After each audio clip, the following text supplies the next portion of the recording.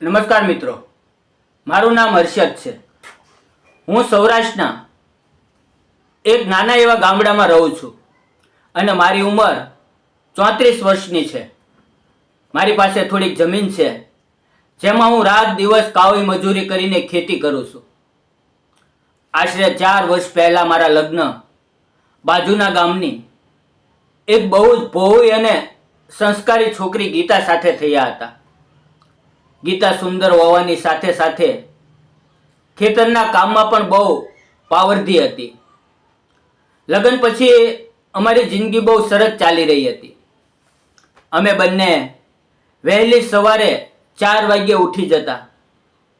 ગીતા ફટાફટ ભાત એટલે કે રસોઈ તૈયાર કરી લેતી અને હું બળદ લઈને ખેતરે નીકળી જતો. થોડી વાર પછી ગીતા પણ ખેતરે આવી જતી. ધોમ ધકતા તડકામાં પણ અમે બંને સાથે મળીને કપાસ અને મગફળીના પાકની નિંદામણ કરતા. સુખ દુઃખમાં તે હંમેશા મારી સાથે ખંભે ખંભા મિલાવીને ઊભી રહેતી. અમે ગરીબ જરૂર હતા પણ પોતાના નાના એવા ઘરમાં બહુ જ ખુશ હતા. પણ મિત્રો, સુખનો આ સમય લાંબો ન ટેક્યો. 1 વર્ષ પહેલા ચોમાસાના દિવસોમાં ખેતરમાં કામ કરતી વખતે ગીતાને એક ઝેરી સાપે કરડ્યો. ગામડું હોવાને કારણે હોસ્પિટલ બહુ દૂર હતી. હું તેને બાઇક પર બેસાડીને માંડ સરકારી દવાખાને લઈ ગયો. પણ ત્યાં પહોંચતા સુધીમાં બહુ મોડું થઈ ગયું હતું. ડોક્ટરોએ તેને મૃત જાહેર કરી. એ પવે મારું આખું જગત ઉજ્જડ થઈ ગયું.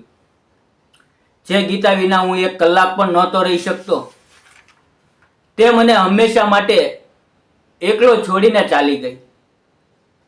એના ગયા પછી મારું મન ખેતીમાંથી સાવ ઉઠી ગયું. હું બસ આખો દિવસ ખેતરના શેઢે બેસીને રડતો રહેતો અને જિંદગી બોજ જેવી લાગવા માંડી હતી. આમ ને આમ 8-9 મહિના વીતી ગયા. મારા ઘરની બાજુમાં એક ઓરડી ખાલી પડી હતી. ત્યાં ગામના જ એક વડીલના કહેવાથી એક નવો પરિવાર રહેવા આવ્યો. એ પરિવારમાં એક વિધવા માજી અને તેમની 26 વર્ષની દીકરી લીલા હતા. મિત્રો, લીલાના લગ્ન 2 વર્ષ પહેલા એક યુવાન સાથે થયા હતા.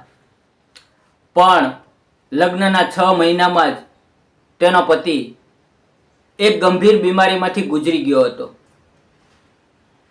સાસરિયાઓએ તેને ઘરમાંથી કાઢી મૂકી એટલે તે પોતાની વૃદ્ધ માતા સાથે અહીંયા મજૂરી કરવા આવી હતી.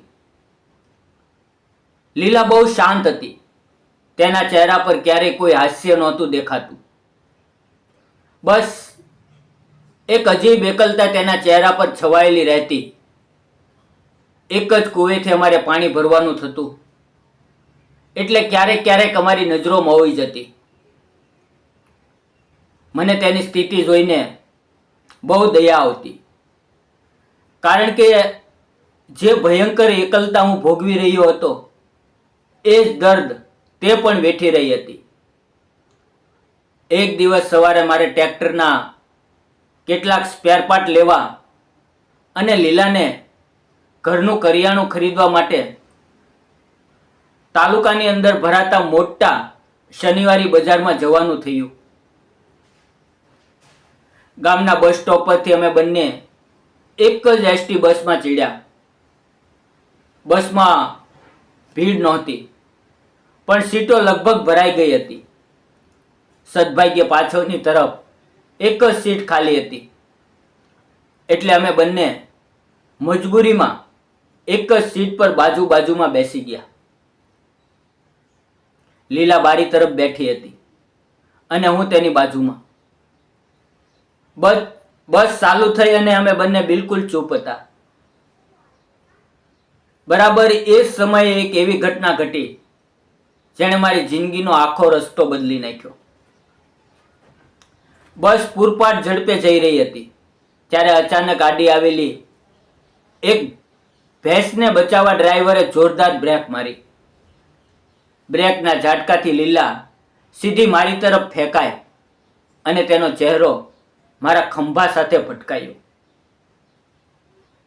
તે બહુ ગભરાઈ ગઈ અને તરત જ સીધી બેસીને શરમની મારે નીચું જોઈ ગઈ.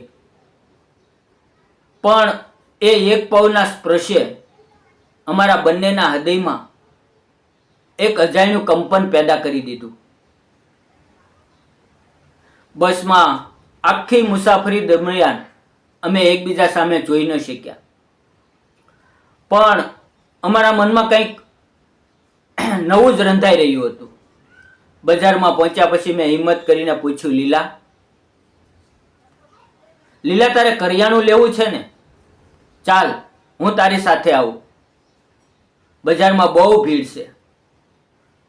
તેણે ધીમેથી હા પાડી. અમે બંનેએ સાથે મળીને ખરીદી કરી. કામ પત્યા પછી બસ આવવામાં હજી 2 કલાકની વાર હતી.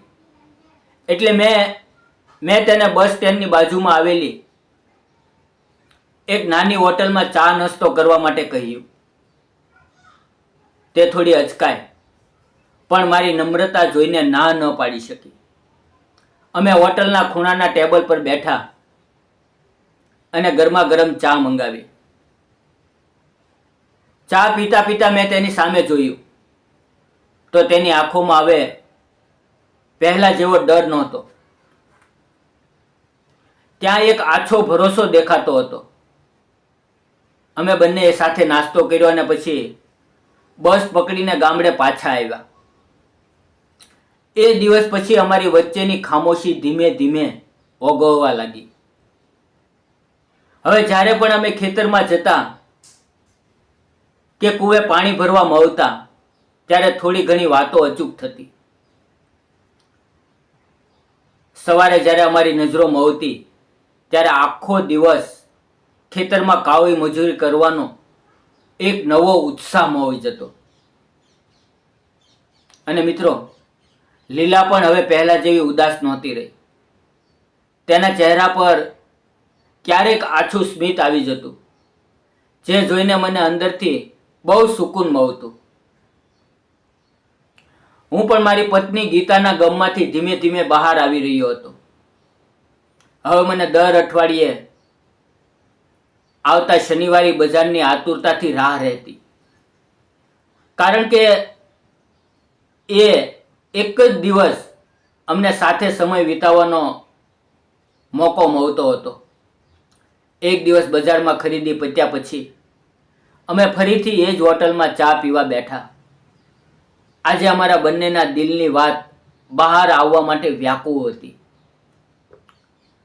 મેં ચાનો કપ ટેબલ પર મૂક્યો અને હિંમત ભેગી કરીને કહ્યું, લીલા, હું તને ઘણા સમયથી જોઈ રહ્યો છું. તું તારા ભૂતકાળના દુઃખમાં જ જીવી રહી છે.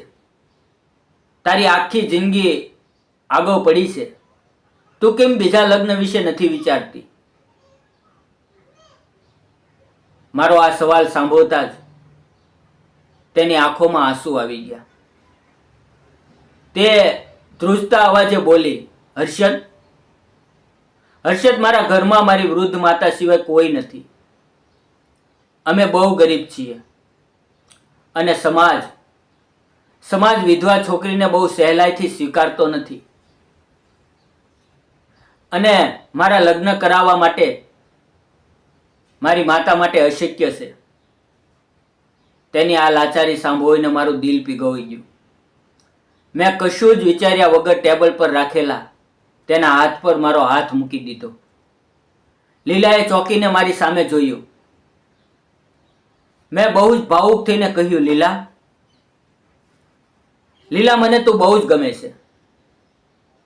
તારા વગર હવે મારી આખી જિંદગી મને અધૂરી લાગે છે. મારી પત્ની ગીતા મને છોડીને ચાલી ગઈ અને તારો પતિ, આપણે બંને એકલા છીએ. જો આપણે સાથે મળીને એક નવો સંસાર શરૂ કરીએ તો શું ખોટું છે? હું તને વચન આપું છું કે તારા જીવનના બધા દુઃખ દૂર કરી દઈશ. મારી વાત સાંભળીને લીલા રડી પડી, પણ આ વખતે એ આંસુઓમાં ખુશી હતી. તેણે મારો હાથ જોરથી પકડી લીધો. એ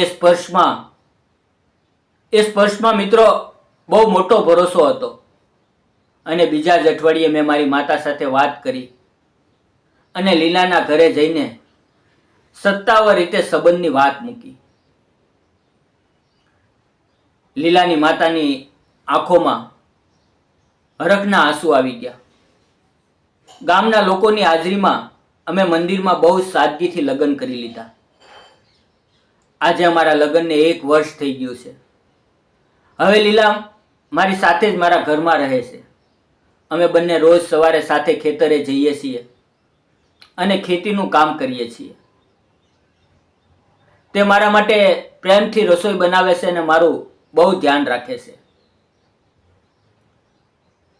અમારા જીવનમાં ગરીબાઈ અને મહેનત આજે પણ છે, પણ હવે અમે એકબીજાનો સહારો બનીને બહુ જ ખુશીથી અમારો નાનો સંસાર જીવી રહ્યા છીએ. તો મિત્રો, તમને શું લાગે છે? અમે જે કર્યું તે સાચું હતું કે ખોટું? તમારો અભિપ્રાય કમેન્ટમાં જરૂર જણાવજો. મિત્રો, જિંદગીમાં ગમે તેટલું મોટું દુઃખ આવે પણ હિંમત હારવા કરતાં મળેલા બીજા મોકાને અપનાવી લેવો એ જ સાચી જિંદગી છે. જો વાર્તા ગમી હોય તો લાઈક કરજો, શેર કરજો અને ચેનલને સબસ્ક્રાઈબ કરવાનું ભૂલતા નહીં. મિત્રો, મળશું ફરી એક નવી વાર્તા સાથે, એક નવી કહાની સાથે. ત્યાં સુધી તમારું ધ્યાન રાખો, ખુશ રહો, હસતા રહો. ધન્યવાદ મિત્રો. જય હિન્દ.